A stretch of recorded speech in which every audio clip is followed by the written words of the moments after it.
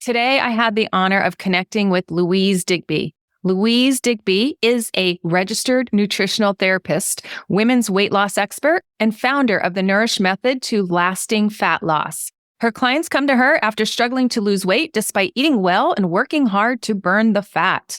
Louise transforms her clients' health and well-being by identifying and addressing each individual's unique needs and imbalances so that they can lose weight, optimize their health, and rediscover their sparkle without following restrictive eating patterns or needing superhuman willpower. Today on the episode, Louise and I talk about some misconceptions about just follow a calorie deficit diet and the concept of eat less and move more and how that can be misleading. We also talk about common hormonal imbalances that happen in women and why that impedes their ability to lose weight. We also talk about the role of willpower in losing weight, toxic load, and so much more. I hope you'll enjoy this episode with Louise Digby. Welcome to the Health, Habits, and Epic Living podcast. I'm your host, Dr. Sherry Price. The goal of this podcast is to educate and enable empowered women to take the next step towards achieving their health, wellness, and lifestyle goals. Let's get started. Hey friend, before we get into today's podcast episode, I want to let you know about an amazing opportunity.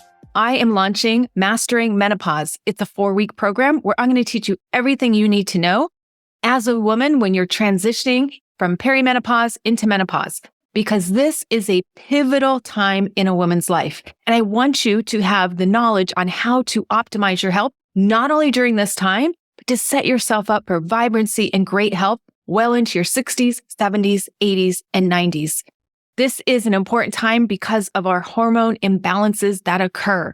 And I know this leads to problematic symptoms that people tell me about. They don't like the belly fat. They don't like feeling that they're losing their cognition. They don't like feeling like they can't sleep through the night. So these are all areas we are going to cover in this program and so much more. It's all about empowering you so you have the necessary information to take the next steps to mastering this important transition time in a woman's life.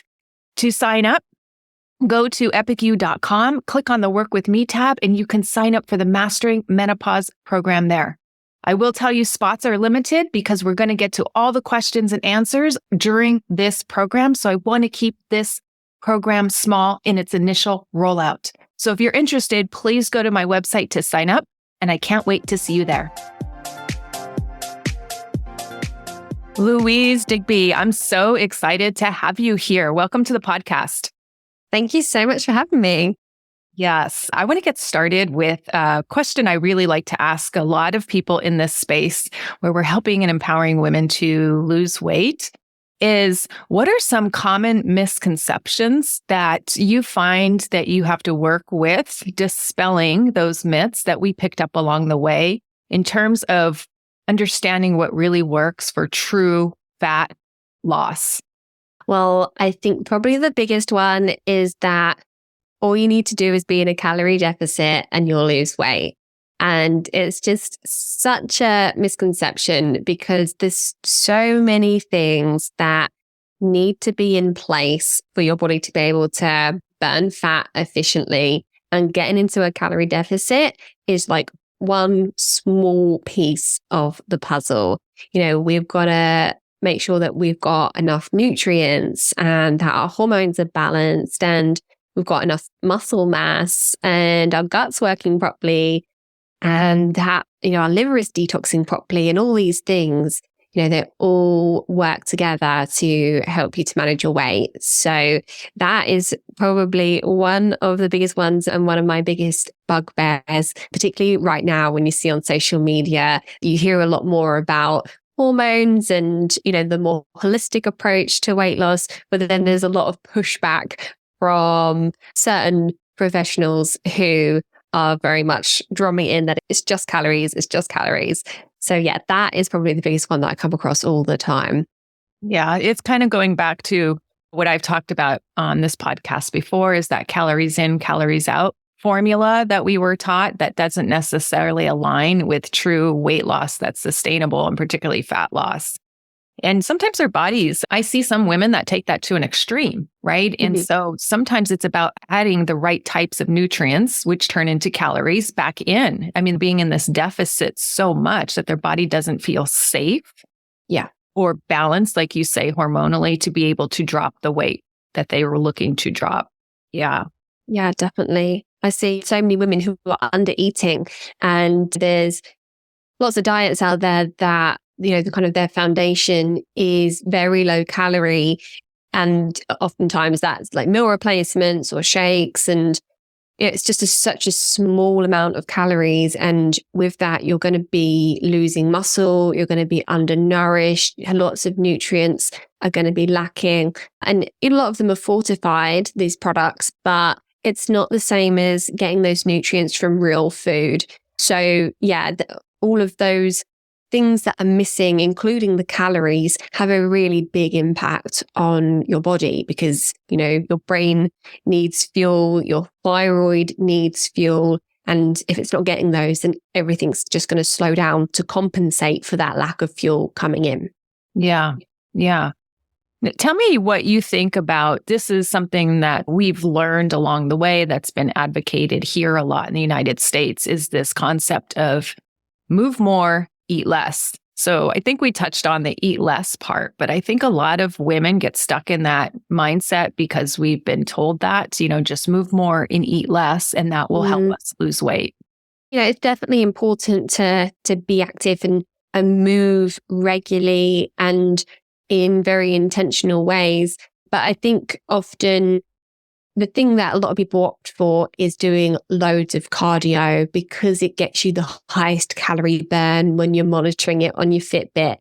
And that can actually be counterintuitive because loads of cardio or very high intensity workouts can really drive up your cortisol levels, so drive up your stress response. And that's not something we want, certainly not more than just temporarily. Because when our cortisol levels are high, that is very disruptive to our sex hormones. It's very inflammatory, and it's something that can be a real blocker to weight loss, particularly if you're someone who is already under stress. And that stress might not be obvious stress, but it could be stress of undereating. It could be stress of lack of sleep. It could be, if you're in any sort of physical pain, then that is a form of stress. It could be, stress that we might recognize more easily, like financial pressures, or maybe it's just being busy all the time and never getting a chance to rest. Even if you're enjoying that busyness, it's still a state of stress for our bodies. And so when you add on top of that really intense exercise, it can exacerbate that cortisol response. Yeah. And I love how you explain that so well, because I think what I don't like about the move more, eat less is that it's not as simple as that. And not only that, that's focusing on kind of a little bit of the action. And like you said, it's missing some of the other actions that are important, some of the other to-dos.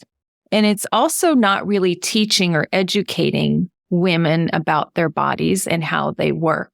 And I like how we're now talking about the hormones, right? And a lot of people, when they hear the word hormones, they just think sex hormones, or we're just talking about, sexual things.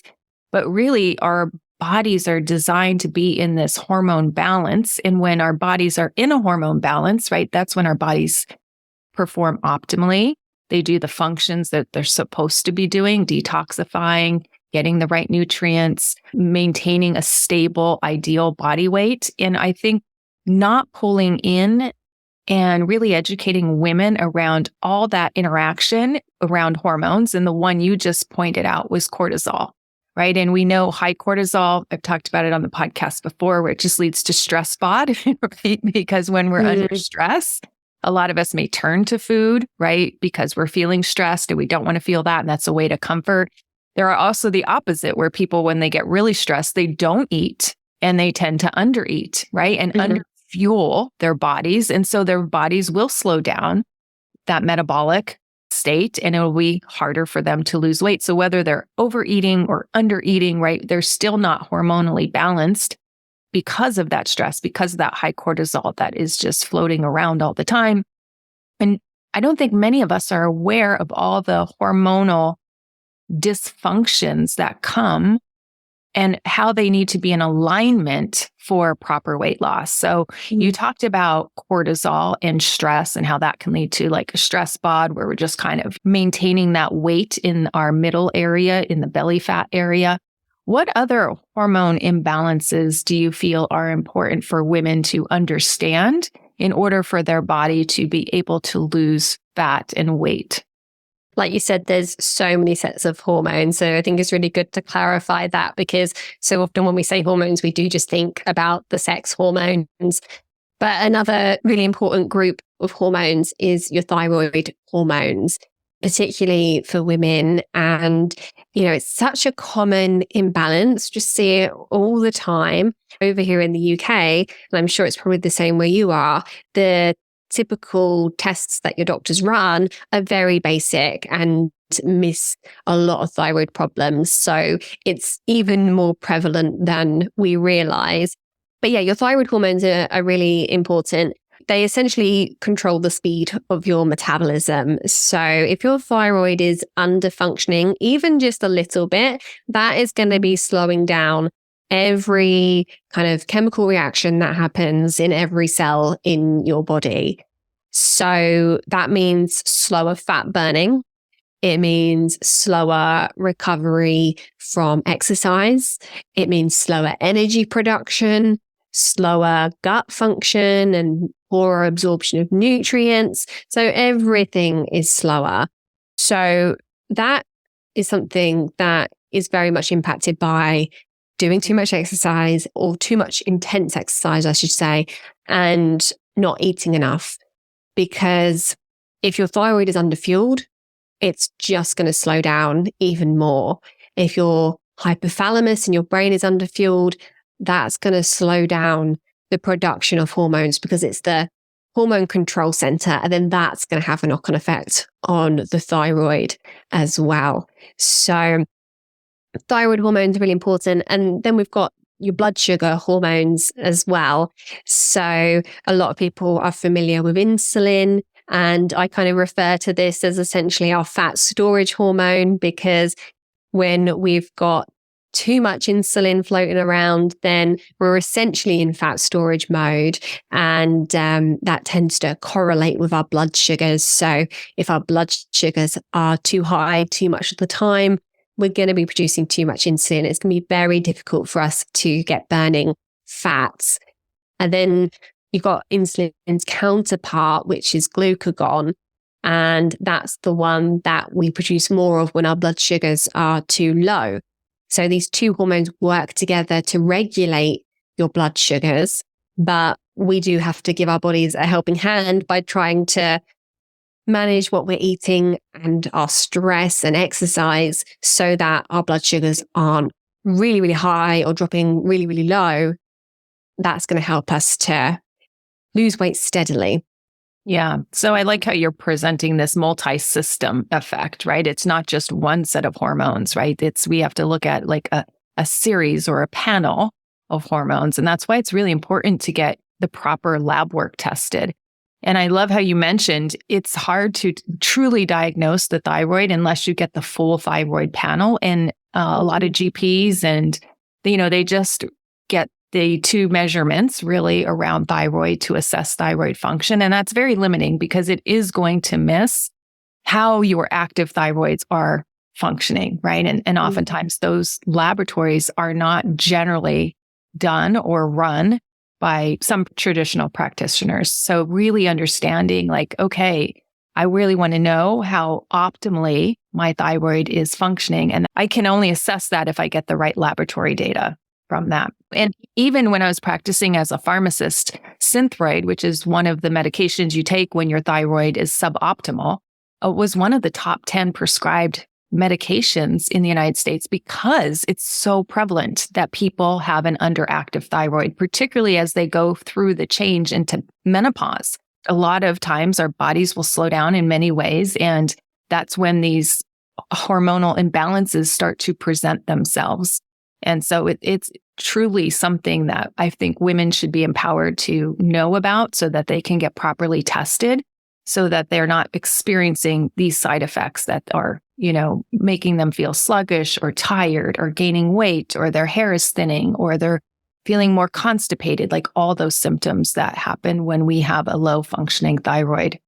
And then, as you mentioned, other factors, right? The insulin and the glucagon, and how are we utilizing that? And just studies in the last 5 years have shown here in the United States that 88% of us at least are metabolically unhealthy, meaning we're storing fat. We are not burning fat. And so this is leading to an increase in diabetes, an increase in prediabetes. And I'm sure you see it all the time where people may be in these categories of prediabetes and they're really not being explained or told what to do to prevent it from getting to be full-blown diabetes, and how to reverse it, because these conditions can be reversible. Yeah, absolutely. I've had many a client who's come to me and their doctors tested their sugars, they tested their HbA1c, and the patient has been pre-diabetic. In some cases, they've been diabetic, and the doctor hasn't even mentioned anything to them. And it's just crazy to me. But yeah, these conditions are reversible, and particularly pre-diabetes is very reversible and very achievable to do that in not a particularly long time frame. You can do it in a matter of weeks or months if you're particularly focused. And obviously, if you've had diabetes for a while and it's been uncontrolled for a while, then it's going to take longer.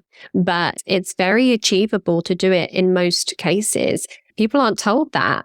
And it's similar for thyroid as well. I mean, there's a bigger variety of kind of the ways that the thyroid can go wrong. Most often people, when they are correctly diagnosed with underactive thyroid, they're obviously given medication and that's that. But what they're not told is that actually we can heal the thyroid and get it functioning more optimally. Medication, yes, it's helpful, but it doesn't necessarily need to be a forever thing if we address the underlying causes. Yeah, beautifully stated. Beautifully stated. I know I'm particularly looking at keeping my thyroid running actively and smoothly, and working with a functional medicine doctor, as well as looking at my labs to make sure I'm optimizing it so I can prevent having to go on long-term medication and do all I can. Because there's so much we can do with lifestyle and our habits. Yeah. What's another area that you look for women when you're helping them lose body fat and really stabilize their hormones? What's another important key area you work with them on? So gut health is a really big one. We test our clients' guts, pretty much all of them, to look at the microbiome, and pretty much all of them have suboptimal balance of bacteria in their gut.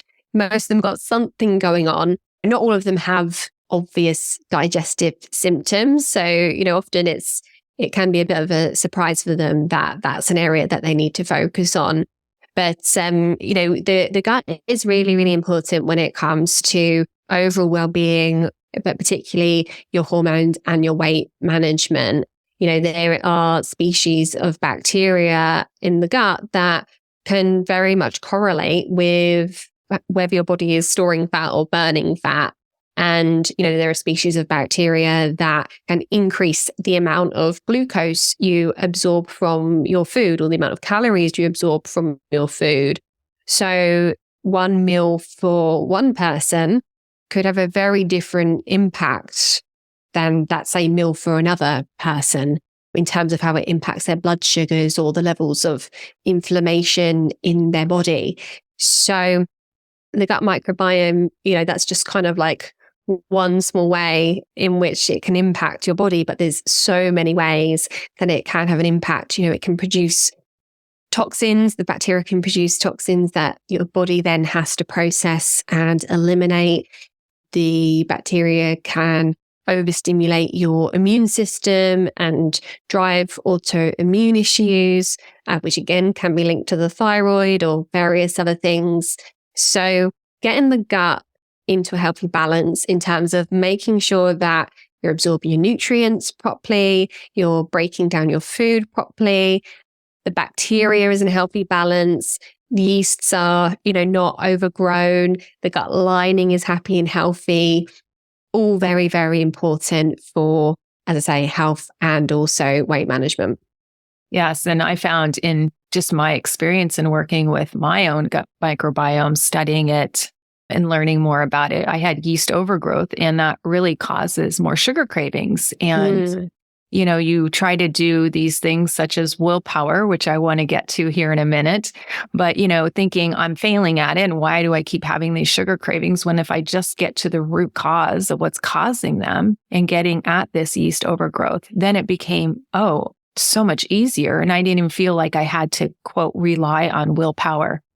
And so I wanted to transition to that and really talk about, I think a lot of people feel like, I'm failing at this. I don't have enough willpower. These are common sentences I hear from women. Like, if I just had more willpower, if I just can curb these cravings, then I'd be more successful. What are your thoughts around willpower? And is that a strategy that women should be looking at in terms of, helping them with weight loss?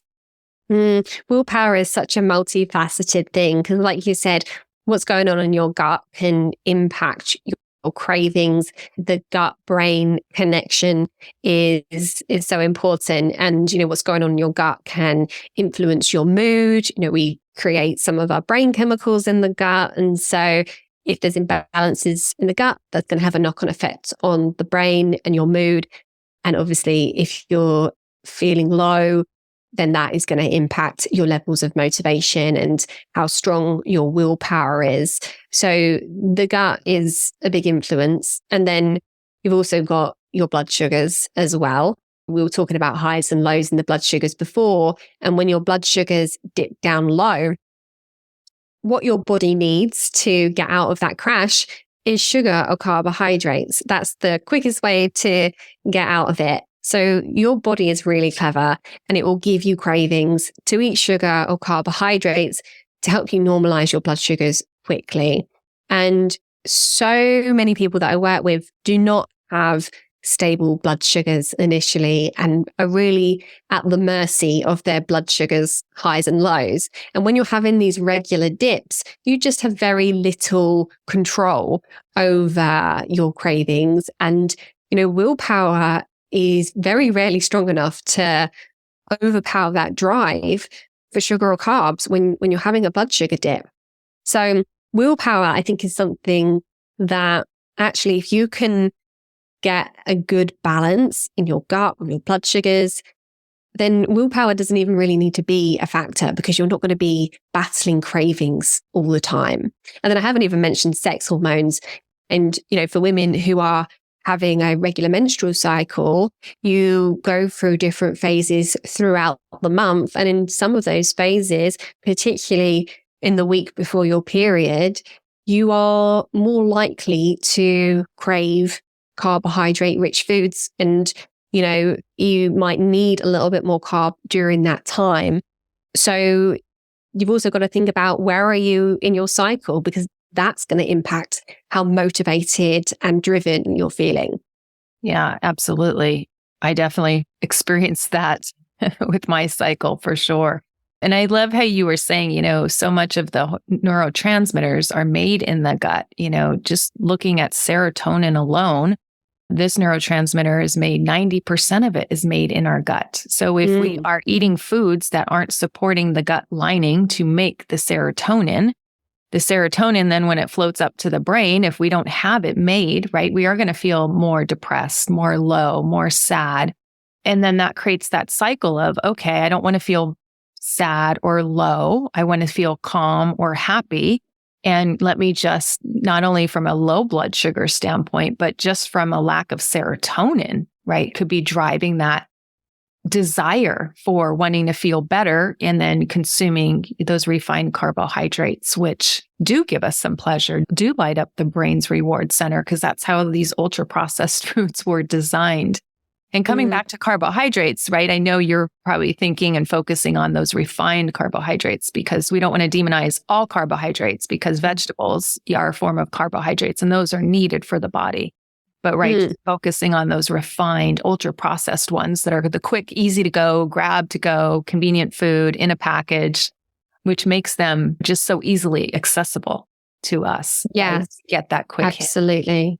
Yeah. And it's those ones that we tend to crave, and it's those ones that tend to be devoid of nutritional value as well. So aside from them picking up our blood sugars quickly when we're having a crash, they don't really contribute a lot to our, overall nutritional health. Exactly. And I just love Brussels sprouts, but it's very hard for me to overeat Brussels sprouts. I won't eat bags and bags of them, but certainly I can eat, way more cookies or Doritos or something of that is processed and devoid of nutrients. And I think it's because my body's like, hey, I'm not getting enough nutrients. Keep eating, keep eating, keep eating. It's not just the hedonic factor that comes with these ultra processed foods, but it's also like my body is really, truly telling me I'm not satiated yet. You didn't give me the right macros to help me feel satiated and where all my hormones are like leptin and ghrelin. We didn't even get into those, but those are hormones that start to say we're full and turn off hunger and turn on satiety. So really looking at how food causes certain hormones to be secreted or not secreted, which would ultimately tell us, okay, we've had enough and we've had the proper amount of nutrients. So now we can be done with eating and we're no longer going to send up hunger signals. Yeah. And I think that so often when people are overeating, it is when they're having too much ultra processed food in their diet, because like you say, that food isn't providing your body with what you need. Usually, not only is it lacking in nutrients, but it's also lacking in protein. And, if we don't have enough protein in our food, our body's going to get it one way or another. And it's going to give you cravings to keep eating and eating until you reach your protein requirement. And protein is so satiating that, it doesn't mean that we can't have these processed foods in our diet, but being mindful to get our protein in and get it from quality sources is really going to help you to manage the amount of those processed foods that you're having. Yeah, it's like crowding them out, right? You fill up your plate with the good stuff that your body actually needs. So you crowd out the stuff and then hold off on having that till the end, or, making sure you get your body's macros and requirements in that it truly needs to have it functioning very well, optimally, as I like to say. What are your thoughts around detoxing? This is an area that just reading a lot of the information about it, having my own journey of studying my microbiome, having it tested and seeing that, I can use a detox because I'm starting to accumulate in certain areas in my gut. And so going on a detox, or I don't like to use the word cleanse because that's like popularized and that's not really super medical. And for some people, that's just a bunch of juices and there's high sugar content and it's really not doing the body a service like we think it is. So I really want to say detoxification. Tell me your thoughts around detoxification and when you recommend your clients do one. It's definitely very important to support your body's detoxification because even though we hear out there that your body's always detoxing, you don't need to do a detox. I hear doctors say this on social media. But the thing is, yes, our bodies, our livers are great at detoxing. However, in this modern world, we are exposed to so many chemicals or toxins that come from things like pollution and pesticides and our skincare products, things like parabens and phthalates that are in our skincare products, hormones and antibiotics that are in our food, fragrances that, we spray around the house or in candles, so many things that we're exposed to that we wouldn't have been exposed to, let's just say back when we were cavemen. Right. Plastic from our water bottles. Yeah. Yes. All those microplastics in our Starbucks cups and lids. Yes. Yes. All of that are toxic. Yeah. And when you look at it, it's pretty much constant. We are constantly exposed to these things. And so your liver has this huge burden to deal with. We have to get rid of them because whilst they're circulating around your body, they're damaging. So it's very important for our bodies to be able to get rid of these toxins.